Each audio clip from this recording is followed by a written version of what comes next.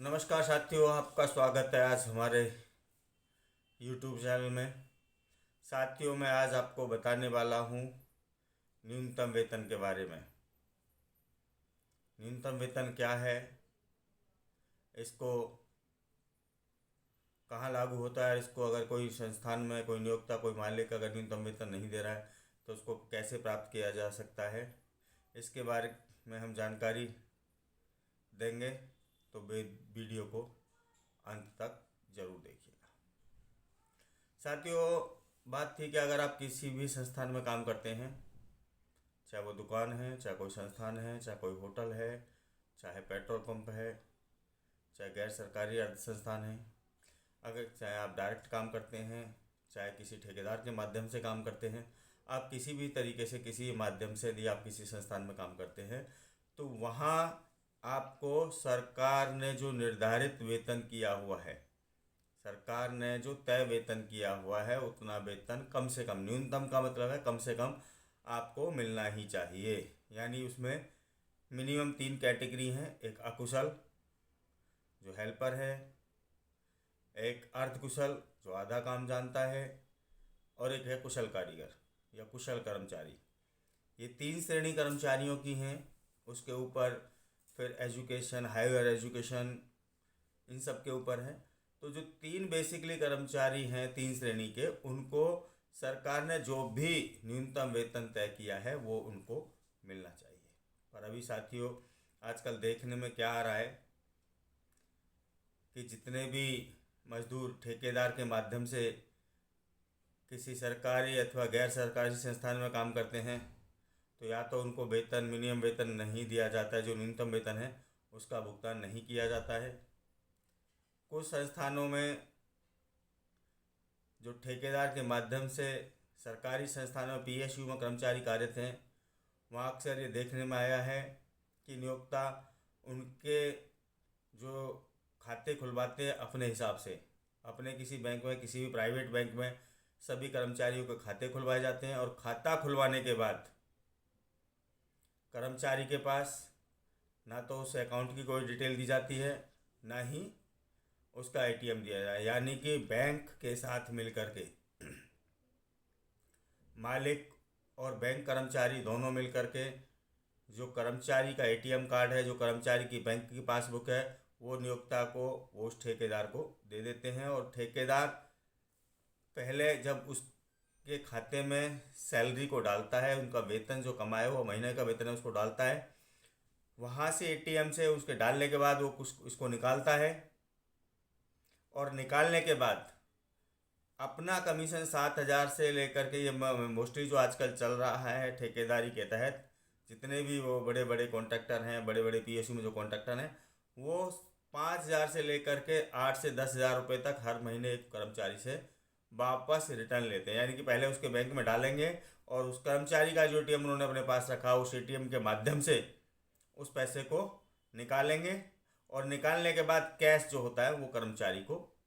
दे देते हैं। और उस पर जब साइन वो कराते हैं तो अक्सर ये देखने में और ये सुनने में आया है कि जब वहाँ पर साइन कराते हैं तो उस पर जो अमाउंट लिखा होता है वो कच्ची पेंसिल से वो अमाउंट लिखा होता है, जो इरेजर पेंसिल होती है उससे ये वो अमाउंट लिखा होता है जो कर्मचारी को भुगतान किया जाता है। बाद में जब कर्मचारी साइन कर देता है तो उसको इरेज करके पेन से, परमानेंट पेन से उसको लिख दिया जाता है जो अमाउंट उसको एक्चुअल में सरकार का मिनिमम वेज है उसके हिसाब से। और ये ऐसा वाकया आज की डेट में दिल्ली की राजधानी,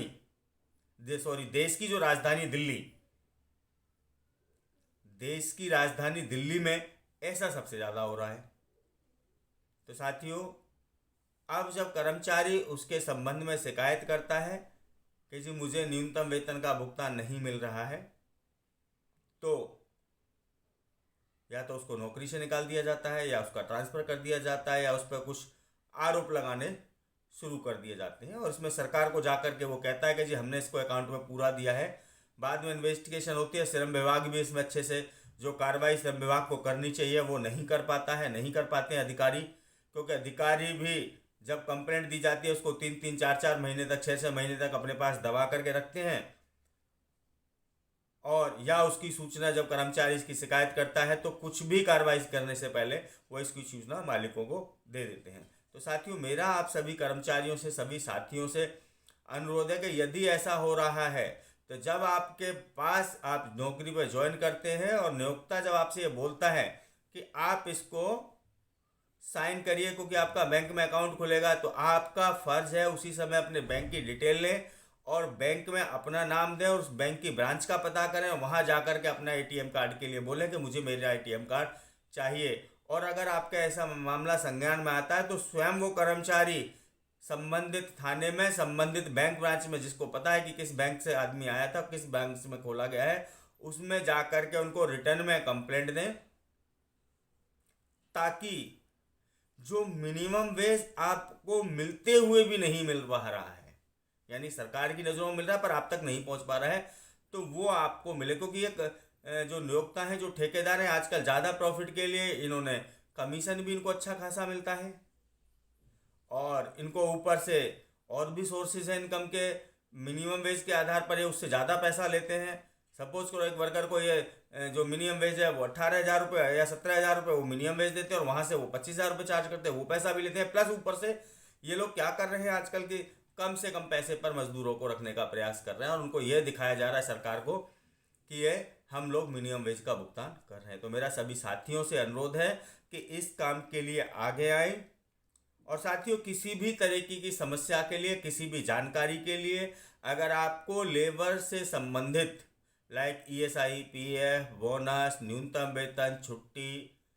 गैर कानूनी तरीके से नौकरी से निकालना, मैटरनिटी बेनिफिट या अन्य कोई भी श्रमिक मुद्दे, जो भी आपके श्रमिक मुद्दे, किसी भी तरीके का अगर कोई भी श्रमिक मुद्दा है तो आप मुझे कमेंट्स में बता सकते हैं, आप मुझे कॉल कर सकते हैं। आप मुझे कमेंट्स करके भी बताएंगे तो मैं आपको कॉल करूंगा, आपसे बातचीत करूंगा और हम कोशिश करेंगे कि आपकी समस्या का समाधान कर सके। धन्यवाद।